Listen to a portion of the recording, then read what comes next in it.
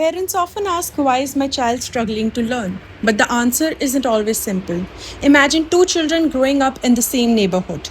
दोनों एक ही स्कूल में पढ़ते हैं, दोनों के पास सिमिलर अपॉर्चुनिटीज़ हैं, दोनों के पेरेंट्स उनसे इक्वली प्यार करते हैं और उनके लिए बेस्ट चाहते हैं. लेकिन धीरे धीरे एक डिफरेंस नज़र आना शुरू होता है. एक चाइल्ड नई चीज़ें रिलेटिवली ईजिली सीख लेता है, लेकिन दूसरा चाइल्ड हर चीज़ में थोड़ा ज़्यादा स्ट्रगल करता हुआ दिखाई देता है. स्कूल में, घर में, दोस्तों के साथ और कभी कभी डेली लाइफ के सिंपल टास्क्स में भी. पेरेंट्स अक्सर सोचते हैं शायद ये पढ़ाई में वीक है, शायद इसे और मेहनत करनी चाहिए, शायद हम पेरेंटिंग में कुछ मिस कर रहे हैं. लेकिन क्या हर बार रीज़न यही होता है या फिर इसके पीछे कुछ और भी हो सकता है? आज हम बात करेंगे इंटेलेक्चुअल डिसेबिलिटी की, एक ऐसी कंडीशन जिसके बारे में बहुत लोगों ने सुना है लेकिन बहुत कम लोग उसे सच में समझते हैं. So what exactly is intellectual disability? Intellectual disability is a neuro developmental condition. Simple words में ये ब्रेन डेवलपमेंट से रिलेटेड कंडीशन है जो चाइल्डहुड के दौरान शुरू होती है.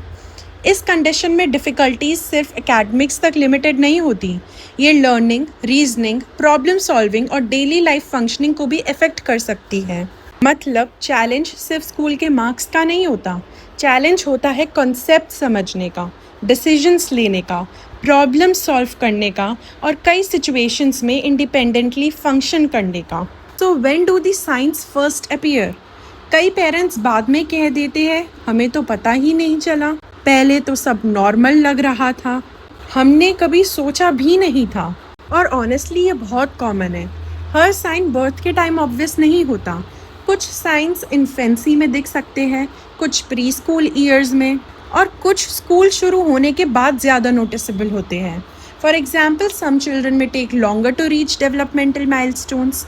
वो बैठना, क्रॉल करना, खड़ा होना या चलना एक्सपेक्टेड पेस से थोड़ा लेट सीखते हैं. कुछ चिल्ड्रन स्पीच डेवलप करने में ज़्यादा टाइम लेते हैं. जब सेम एज के बच्चे वर्ड्स बोलना या शॉर्ट सेंटेंसेस बनाना शुरू कर देते हैं, तब भी कुछ चिल्ड्रन कम्युनिकेशन में स्ट्रगल कर रहे होते हैं. पेरेंट्स कभी कभी नोटिस करते हैं चाइल्ड को सिंपल इंस्ट्रक्शन समझने में ज़्यादा टाइम लग रहा है या चाइल्ड को एक ही चीज़ बार बार सिखानी पड़ रही है. स्कूल ईयर्स में कलर, शेप, नंबर्स और सिंपल कॉन्सेप्ट सीखने में डिफ़िकल्टीज नज़र आ सकती हैं. स्कूल एज तक आते आते डिफरेंसेस और क्लियर हो सकते हैं. Reading, writing, mathematics, problem solving, reasoning, इन सब में चाइल्ड को पीयर्स के कंपैरिजन में सिग्निफिकेंटली ज़्यादा सपोर्ट की ज़रूरत पड़ सकती है. लेकिन एक इम्पॉर्टेंट बात, हर स्पीच डिले या डेवलपमेंटल डिले का मतलब इंटेलेक्चुअल डिसेबिलिटी नहीं होता. प्रोफेशनल्स हमेशा पूरा डेवलपमेंटल पैटर्न देखते हैं. So what do parents usually notice?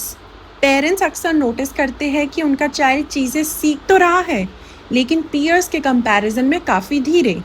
Instructions bar bar repeat करनी पड़ती है. सिंपल कॉन्सेप्ट समझने में ज़्यादा टाइम लगता है. स्कूल में रीडिंग, राइटिंग और मैथमेटिक्स डिफ़िकल्ट लग सकती है. लेकिन साइंस सिर्फ स्कूल तक लिमिटेड नहीं रहते. जैसा हमने पहले कहा था, घर पर भी चाइल्ड को डेली रूटीन्स में एक्स्ट्रा हेल्प की ज़रूरत हो सकती है.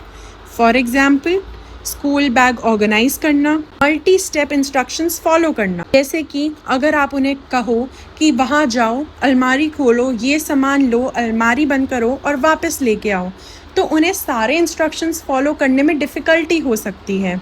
जैसे ही टाइम समझना, उन्हें टाइम देखने में डिफ़िकल्टी हो सकती है. मनी समझना, जैसे कि इन्वेस्टमेंट या सही जगह खर्च करना, या अगर आप उन्हें काम दो कि दुकान से जाके ये सामान लेके आए, तो उन्हें उस चीज़ में भी डिफ़िकल्टी हो सकती है. या डेली रिस्पॉन्सिबिलिटीज़ मैनेज करना. अगर पेरेंट्स कहे अपना बैग रूम में रखो, शू रैक में रखो और फिर खाना खा लो, तो चाइल्ड सिर्फ पहला स्टेप याद रख सकता है. सोशल सिचुएशंस में भी डिफ़िकल्टीज़ हो सकती हैं. कभी कभी चाइल्ड को समझ नहीं आता कि सामने वाला मजाक कर रहा है या सीरियस है. उन्हें ह्यूमर समझने में डिफ़िकल्टी हो सकती है. कभी सोशल रूल समझने में डिफ़िकल्टी हो सकती है. कभी जजमेंट एज के हिसाब से डेवलप नहीं होता. ऐसी और कई चीज़ें हैं जिनमें उन्हें डिफ़िकल्टी हो सकती है. What exactly causes intellectual disability? ये सबसे कॉमन क्वेश्चंस में से एक है. क्या प्रेगनेंसी में कुछ गलत हुआ था? क्या मेरी वजह से हुआ? क्या पेरेंटिंग की वजह से हुआ? और सबसे पहले एक बात क्लियर कर देते हैं, इंटेलेक्चुअल डिसेबिलिटी पेरेंटिंग की वजह से नहीं होती, ये स्ट्रिक्ट पेरेंटिंग की वजह से नहीं होती, ये लीनियंट पेरेंटिंग की वजह से नहीं होती, ये लेजीनेस की वजह से नहीं होती, ये मोटिवेशन की कमी की वजह से भी नहीं होती। तो फिर कॉजेज़ हो क्या सकते हैं? सबसे पहले हमें ये समझना होगा कि बेबी का ब्रेन प्रेगनेंसी के बहुत अर्ली स्टेजेस से डेवलप होना शुरू हो जाता है। ये डेवलपमेंट एक हाईली कॉम्प्लेक्स प्रोसेस है और इसी प्रोसेस के दौरान कई फैक्टर्स ब्रेन डेवलपमेंट को अफेक्ट कर सकते हैं।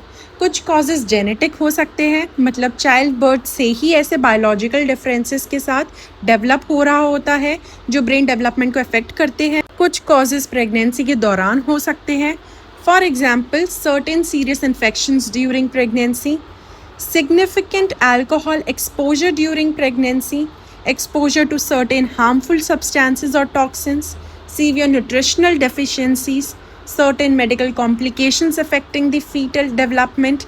लेकिन याद रखिए, रिस्क फैक्टर और डायरेक्ट कॉज एक ही चीज़ नहीं होता। प्रेगनेंसी में इन्फेक्शन होना ऑटोमेटिकली इंटेलेक्चुअल डिसेबिलिटी का मतलब नहीं होता। मोस्ट प्रेगनेंसीज हेल्दी आउटकम्स देती है। कुछ कॉजेज़ डिलीवरी के दौरान हो सकते हैं, जैसे सीवियर बर्थ कॉम्प्लिकेशंस, ब्रेन तक ऑक्सीजन सप्लाई में सिग्निफिकेंट इंटरप्शन होना, extreme prematurity in some situations, very low birth weight associated with developmental risk.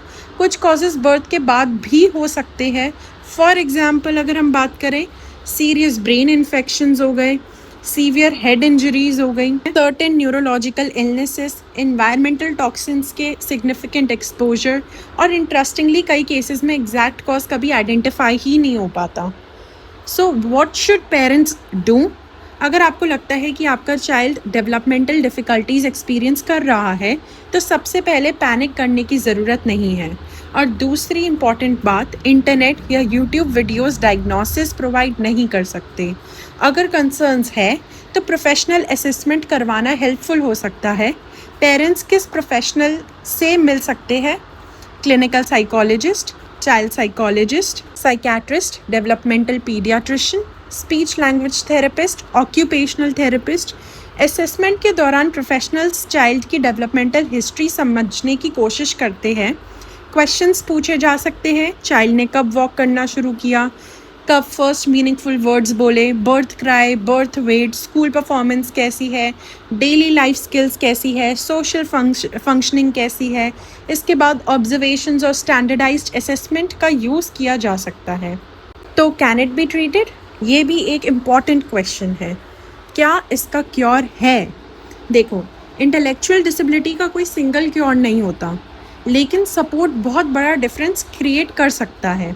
The earlier the support starts, the better the outcomes can be. Speech therapy communication skills improve करने में help कर सकती है। Occupational therapy daily living और functional skills improve करने में help कर सकती है। Special education individualised learning provide कर सकती है। Behavioural interventions specific challenges address कर सकती हैं। पेरेंट ट्रेनिंग भी बहुत हेल्पफुल हो सकती है। गोल ये नहीं होता कि चाइल्ड को कम्प्लीटली चेंज कर दिया जाए, गोल ये होता है कि चाइल्ड अपनी मैक्सिमम पोटेंशियल तक पहुंच सके, इंडिपेंडेंट फंक्शनिंग को इम्प्रूव किया जा सके और क्वालिटी ऑफ लाइफ बेटर बनाई जा सके। तो अगर एक चाइल्ड डिफरेंटली लर्न करता है तो इसका मतलब ये नहीं कि उसमें पोटेंशियल नहीं है। It simply means that the child may need different path, a different pace and a different support. Understanding always helps more than judging. और इसी अंडरस्टैंडिंग के साथ अगले वीडियो में हम न्यूरो डेवलपमेंटल डिसऑर्डर्स के अगले टॉपिक को एक्सप्लोर करेंगे। Thank you so much.